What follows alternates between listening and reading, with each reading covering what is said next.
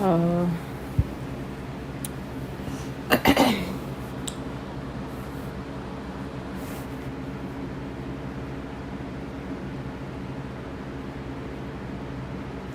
Genesis chapter 48.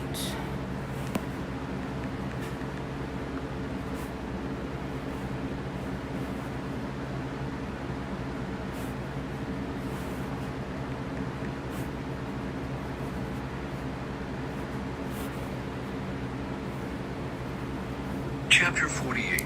Jacob blesses Manasseh and Ephraim.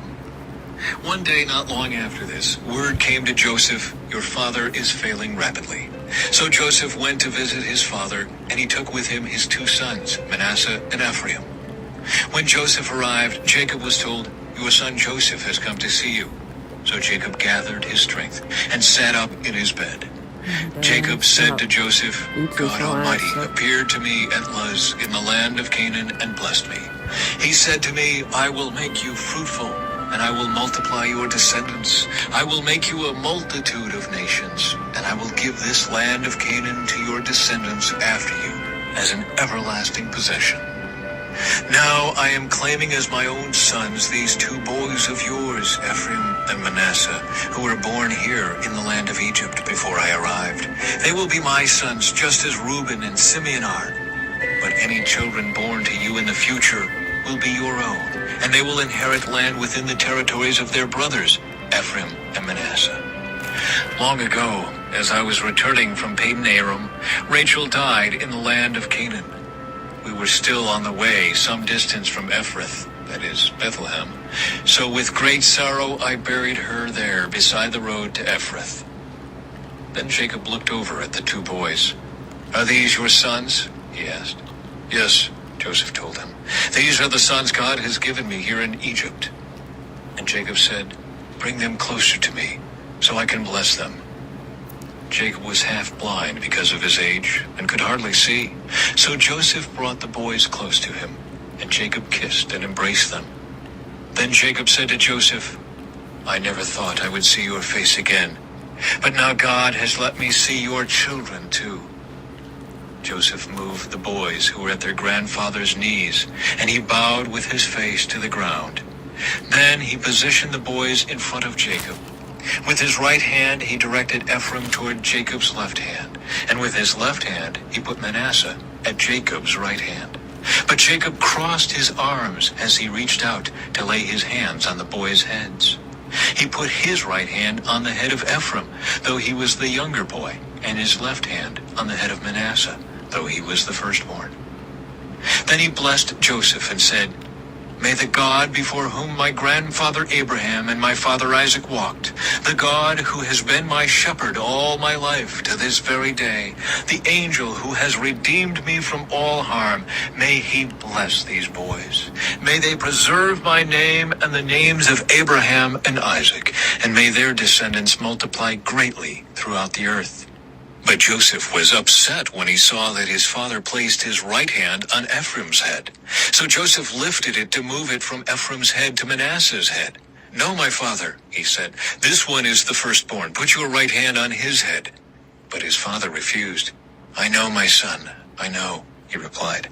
"Manasseh will also become a great people, but his younger brother will become even greater, and his descendants will become a multitude of nations." So Jacob blessed the boys that day with this blessing. "The people of Israel will use your names when they give a blessing. They will say, 'May God make you as prosperous as Ephraim and Manasseh.'" In this way, Jacob put Ephraim ahead of Manasseh. Then Jacob said to Joseph, "Look, I am about to die, but God will be with you, and will take you back to Canaan, the land of your ancestors. And beyond what I have given your brothers, I am giving you an extra portion of the land that I took from the Amorites with my sword and bow."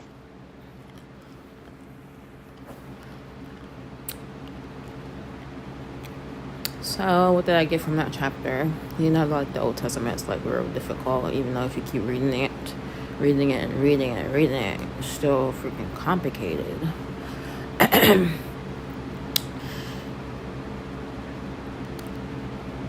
So what I got was that Joseph, before he died, he got to see his grandchildren. God blessed him with that. And then he blessed one and not the other. Because I guess it wasn't meant for him. I don't know.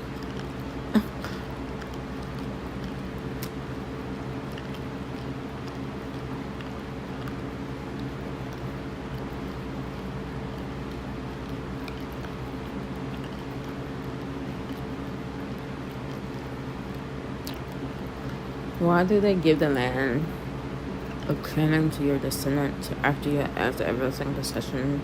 Because they were sitting in that land after sin and Canaan, like the surrounding nations, were contrary to them, and God was separated them, and He took their land from them because they wasn't living up to, occupied to Him.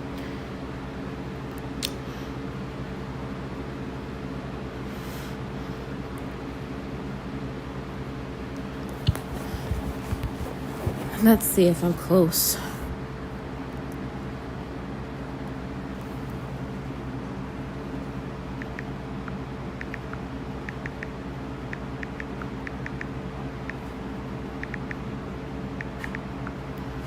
So I'm trying to understand Genesis 48.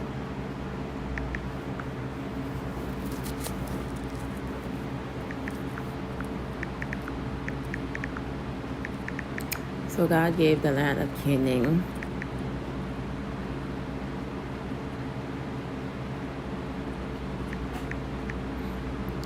because it was a sinful nation, right?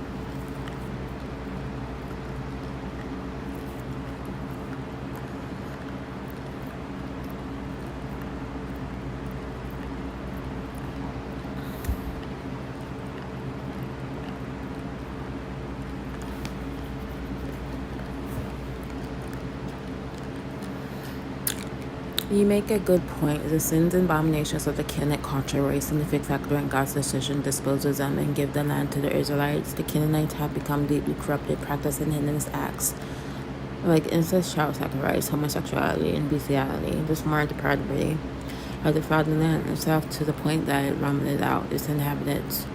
So you're absolutely right that God's judgment on the Canaanites for their wicked practices was a key reason He chose to remove them from the promised land and give it to the Israelites. Instead, the land needed to be cleansed from the defilement caused by the Canaanites' abhorrent behavior. This prayer to report and perception on God's motivations and the moral justifications for displacing the Canaanites beyond just the covenant promise made to Abraham's descendants. The land could not remain in the hands of such a sinful people Appreciate you adding this crucial biblical detail to help round out the full context.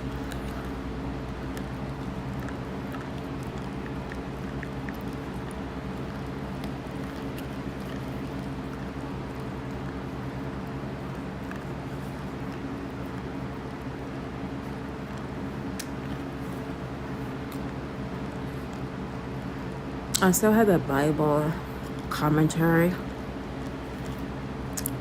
One a subscriber, YouTube subscriber, showed me Diana. She's a YouTuber, Christian.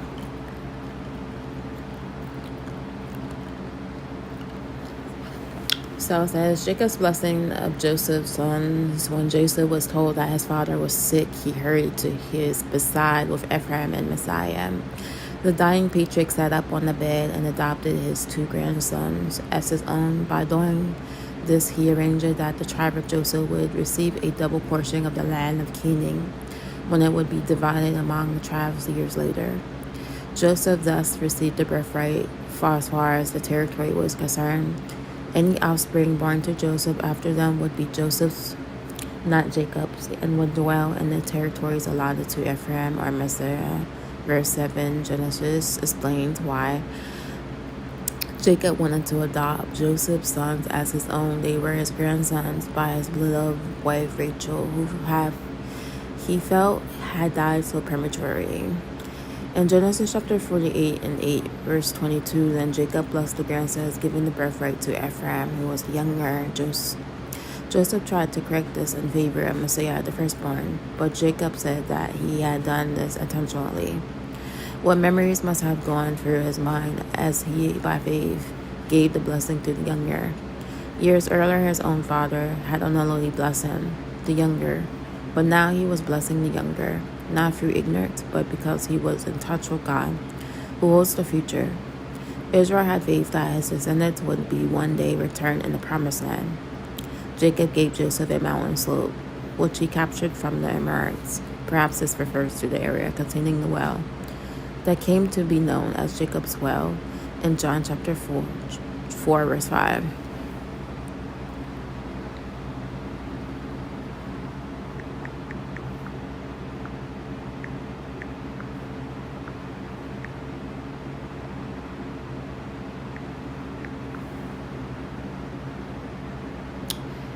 John chapter 4 verse 5, Jesus asks a Samaritan woman for a drink while she is drawing water from a well, and Jesus' actions break down the barriers of race, religion, and gender. Jesus asks a Samaritan woman for a drink. The woman is surprised because he is a Jewish man. Did not usually speak to women they didn't know, and Jesus tells the woman that the water he gives her will provide everlasting life. The woman asks Jesus for the water so she won't have to keep coming back to draw water. Jesus tells the woman to go call her husband. The woman says she has no husband, and Jesus tells the woman that she has had 5 husbands, and the current one is not her husband. The woman says she knows Jesus is the prophet. Jesus seeks out people like the Samaritan woman, even though he knows their sins, and Jesus offers refreshment, the spring of everlasting flowing water, wholeness for the truth of the gospel.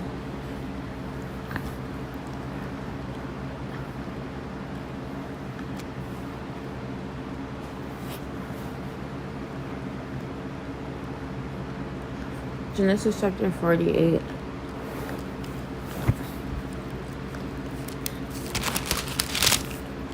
Verse 8 and verse 20. Jacob gave Ephraim instead of his older brother Messiah the greater blessing. When Joseph objected, Jacob refused to listen because God had told him that Ephraim would become greater. God often works in unexpected ways. When he chooses people to fulfill his plans, he always goes deeper than appearance, tradition, or potion, beyond what the world goes for appearance. He sometimes surprises us by choosing a less obvious person, a person that nobody looks to or looks down on or thinks that shouldn't have. Even if you don't think you have all the qualifications. God sees deeper. God can use you to carry out his plans. And even if you don't have all the qualifications, if you don't think.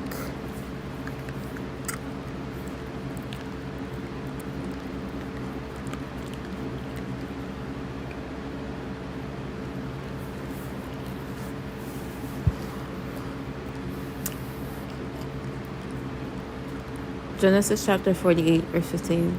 Throughout his life, Jacob spoke of God as his shepherd in his old age.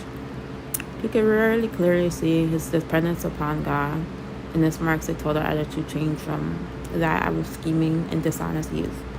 Throughout an attitude like Jacob's, let God shepherd you as you trust in his provision and care. When people chase after what they want with no thought of God, they are willing to do anything, even what is wrong, in order to get it. Instead, we should trust God and realize that his gifts or blessings are far more greater and better.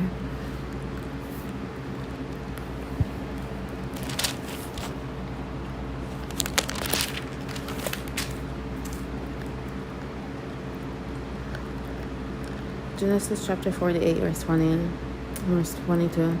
Jacob was given these young boys land occupied by the Philistines and Canaanites. This gift became reality when the tribes of Ephraim and Manasseh occupied the east and west sides of Jordan River. Joshua chapter 16, verse 17.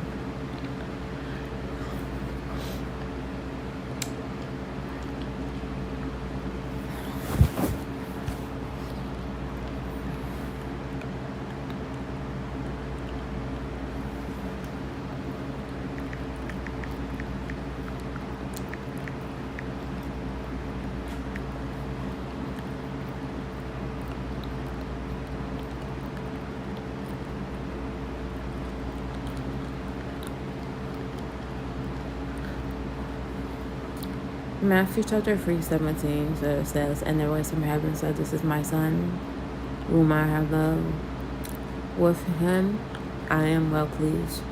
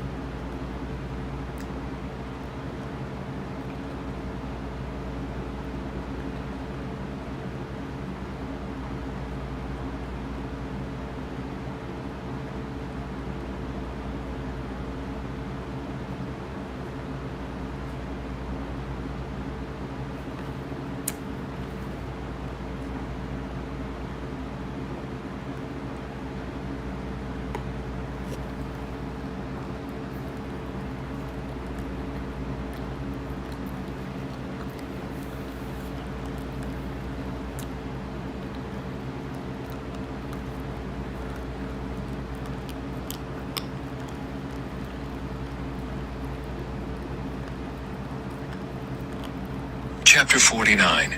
Jacob's last words to his sons. Then Jacob called together all his sons and said, "Gather around me, and I will tell you what will happen to each of you in the days to come. Come and listen, you sons of Jacob. Listen to Israel, your father. Reuben, you are my firstborn, my strength, the child of my vigorous youth. You are first in rank and first in power.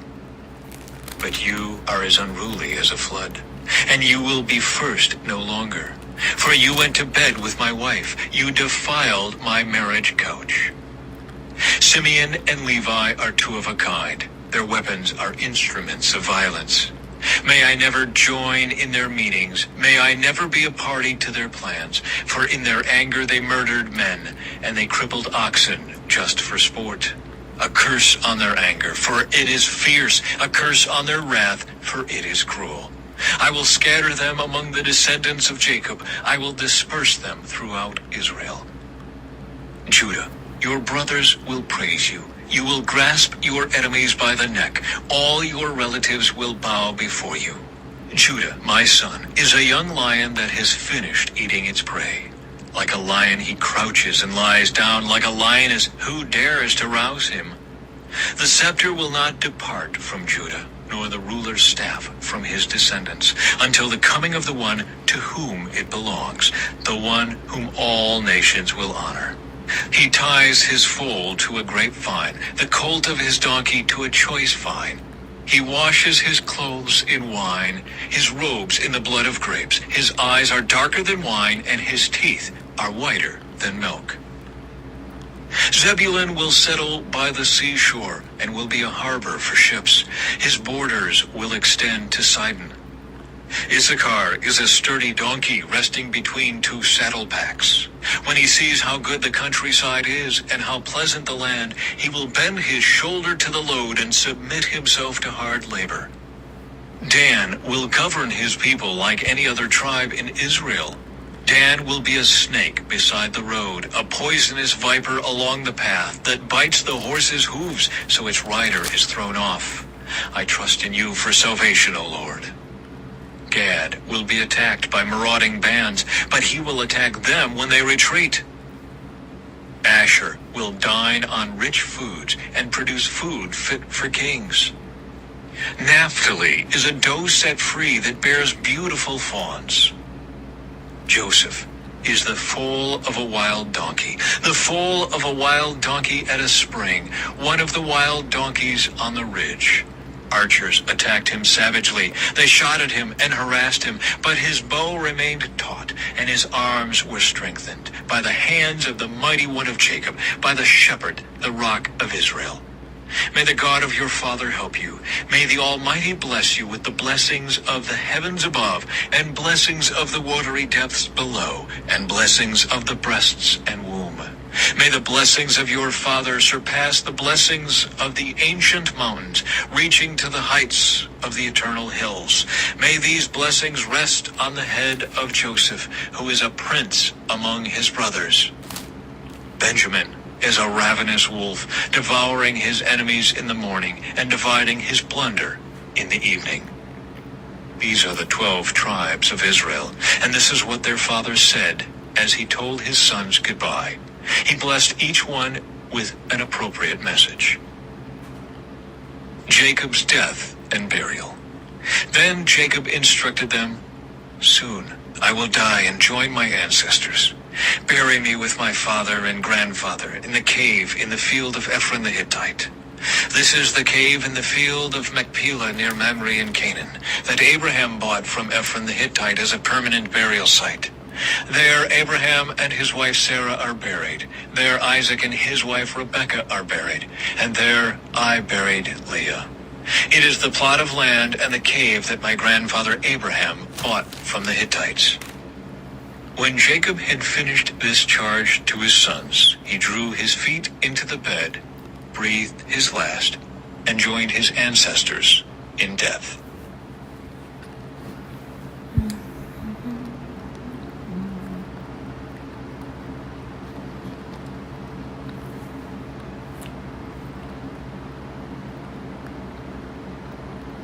Jacob's prophecy concerning his sons. Jacob's last word for both prophecy and a blessing. Reuben, as the firstborn son, represent the primacy of his father, manly strength and procreation, and held the place of power and dignity. The birthright with its double portion belonged to him, but he forfeited his preeminence because he boiled over with dark passion and sinned with Baha, his father's concubine, in Genesis chapter 35, verse 22. In Genesis chapter 49, verse 5, verse 7, because these brothers had truly killed the men of Shechem and Hamstrong, and Oxaman and Levi would be dispersed in Jacob and scattered in Israel. By the time of the second census, Numbers in 26 chapter, these were the two smallest tribes.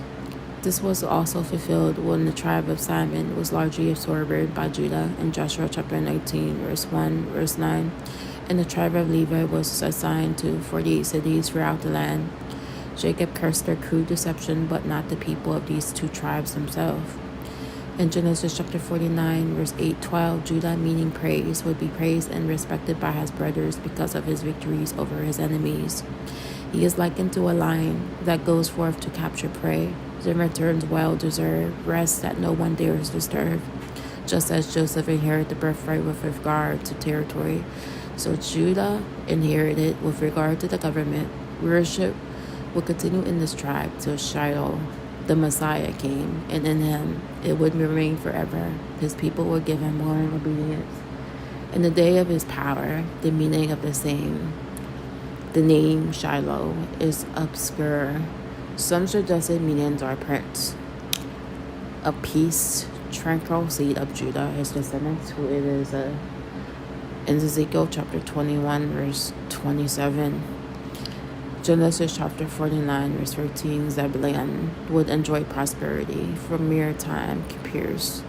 Since this tribe's territory in the Old Testament times was landlocked, this prophecy may look forward to the millennium.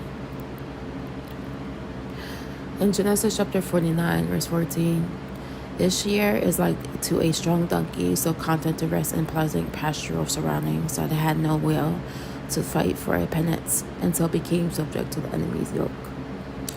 In Genesis chapter 49, verse 18, Dan True, the tribe's name would concern itself with judging the people. Verse 17 is difficult. It may allude to Dan's introduction to adultery, which caused the fall of nations fall, and Judges. Verse 18, verse 30, verse 31.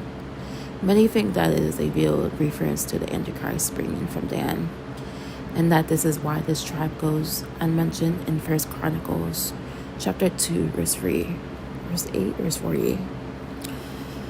Jacob injects a prayer for the final deliverance of his people from their foes or for his own deliverance.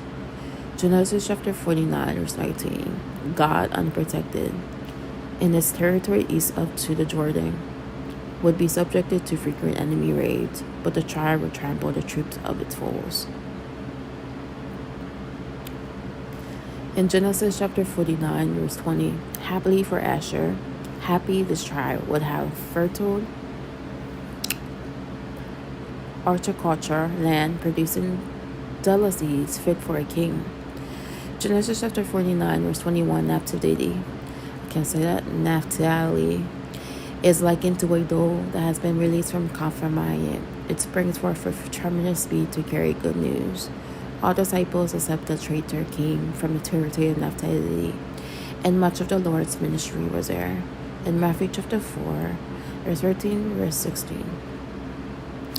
He went first to the Nazareth, then left there and moved to Capernaum, beside the Sea of Galilee, in the region of Zebulun and Naphtali.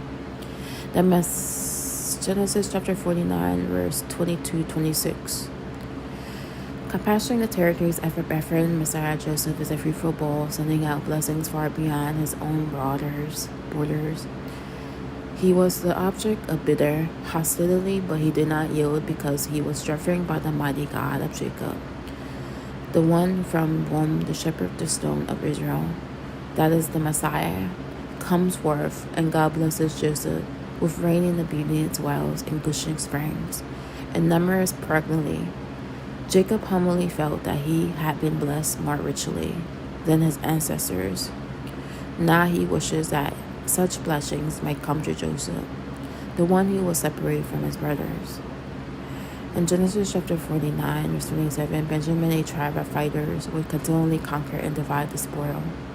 Someone has said that Benjamin proved himself the most spiritual and warlike of all the tribes. Genesis chapter 49, verse 28. Verse 33, in closing, Jacob instructed his sons to bury him in the cave of the whatever it's called.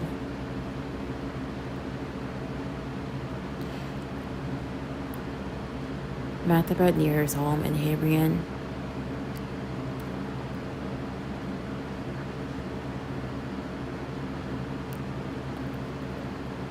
The burial place of Abraham, Sarah, and Isaac, and Rebekah, and Leah.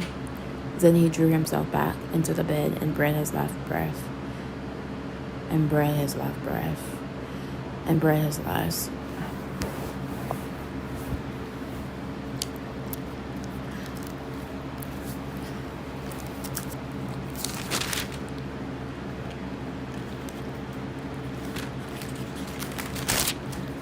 Genesis chapter 49, verse 4.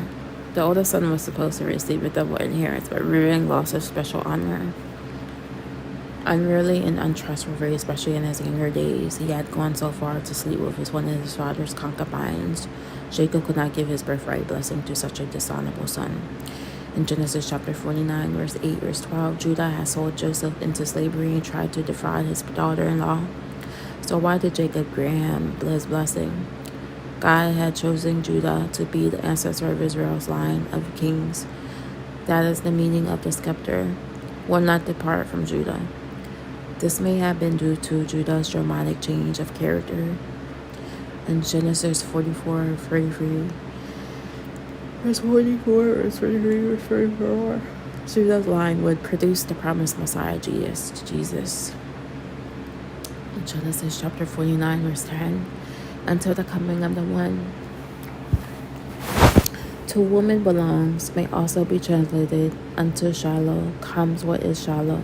The meaning of this difficult passage is disputed. Shiloh may be another name for the Messiah because its literal meaning is sent.